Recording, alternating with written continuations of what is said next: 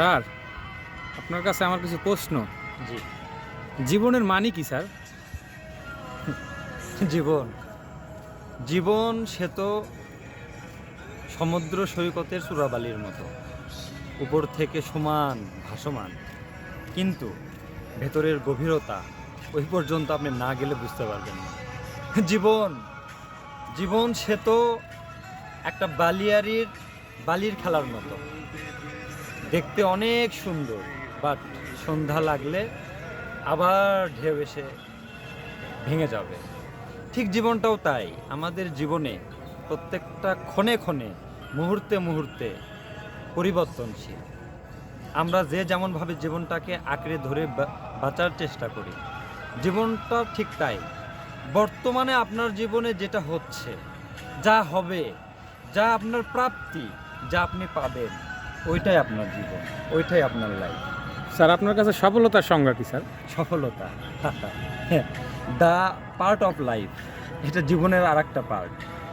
সফলতা বলতে আসলে বোঝায় আমি একটা জিনিস চাইলাম এবং পেয়ে গেলাম, এটাই সফলতা না। সফলতা ওই জিনিস যেটার পিছনে লেগে থেকে, স্বপ্ন দেখে, পরিশ্রম করে, কঠোর পরিশ্রম করে, লেগে থেকে অনেক কষ্টে পাওয়ার পরে, অর্জন করার পরে যে শান্তিটা আসে, এটাকে অনেকে সফলতা বলে। আবার অনেকে বলতেছে আমি একটার পর একটা লক্ষ্য স্থির করি এবং একটার পর একটা লক্ষ্যর দিকে এগিয়ে যাই। এখন এক একজনের কাছে এক এক রকমের সফলতা।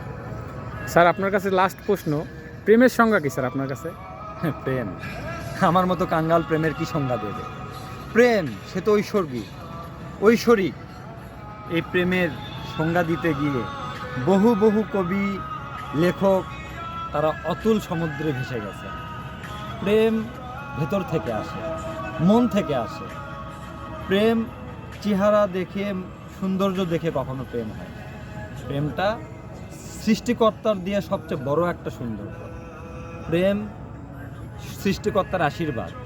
প্রেমে সবাই পড়ে না, সবাই ভালোবাসতে পারে না। প্রেমে যারা দেখে পড়ে, ফেস দেখে পড়ে, মন দেখে পড়ে না, তা সেই প্রেমটা আসলে টেকে না। প্রেম এটা আমার কাছে অনেক বিশাল একটা জিনিস। স্যার, ধন্যবাদ স্যার আপনাকে আপনার ব্যক্তিগত মতামত দেওয়ার জন্য স্যার। Thank you sir.